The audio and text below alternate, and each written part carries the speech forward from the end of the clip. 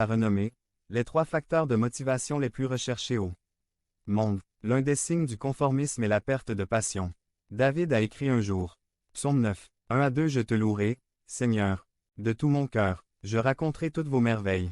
Je serai heureux et me réjouirai en toi. Je chanterai ton nom, ô Très-Haut. Plus tard Psaume 9. 7 à 10 Mais le Seigneur demeurera pour toujours. Il a préparé son trône pour le jugement. Il jugera le monde avec justice et les hommes avec justice. Jéhovah sera un refuge pour les pauvres. Un refuge en temps de détresse. Ceux qui connaissent ton nom auront confiance en toi, car toi, Seigneur, tu n'as pas abandonné ceux qui te cherchaient. Le conformisme nous stagne, ce qui nous conduit à la corruption. Je ne crois pas que ce soit un accident de la nature que toutes sortes de moustiques se reproduisent dans les eaux stagnantes. L'eau stagnante est contaminée et pue. Le péché aussi, ça craint. Nous espérions que l'attaque terroriste élèverait l'esprit spirituel de l'Église, et jusqu'à présent, cela a été le cas. Mais maintenant tout le monde s'est conformé, ils ne cherchent pas Dieu. Comme les églises de Laodicée et de Sardes, décrites dans la Bible comme déplaisantes à Dieu à cause de leur complaisance et de leur engourdissement spirituel. De nombreux chrétiens et églises en Amérique ont perdu leur passion spirituelle, devenant religieux, pratiquant des méthodes, des rituels vides et des pratiques monotones. Le défi lancé à l'Église aujourd'hui n'est pas religieux, le Christ cherche ses adorateurs en esprit et en vérité. Il veut une relation, pas une religion. Le conformisme de David l'a conduit à une relation insouciante avec Dieu.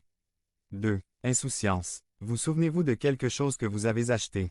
C'était un nouvel article. Il était brillant, et vous en avez pris grand soin. C'était votre dernier achat et vous souhaitiez qu'il dure longtemps. Aujourd'hui, quelques années plus tard, cet article n'a plus d'importance, il est sale, il n'a plus la même apparence. Vous avez perdu votre passion pour cet objet, maintenant vous ne vous souciez même pas de savoir si vous l'avez ou non. Vous êtes devenu néglige avec cet objet. La négligence est généralement le résultat direct du conformisme. David était satisfait de sa relation avec Dieu, satisfait de sa position dans la vie. Il est devenu médiocre. Nous ne devons jamais penser que nous méritons la grâce de notre Seigneur Jésus-Christ. Avez-vous négligé votre relation avec Christ? Lorsque vous commencez à moins prier, à lire votre Bible, avec parcimonie ou à passer moins de temps avec Dieu, vous êtes peut-être devenu spirituellement négligé. Point. David a négligé sa relation avec Dieu, le résultat a été une tragédie.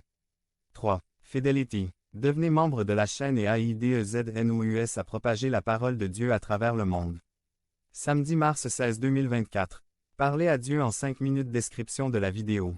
La première chose à clarifier est la suivante. Vous ne tombez pas dans le péché par hasard. Il y a généralement une lente déviation de la croix de Christ. Le péché de David a donné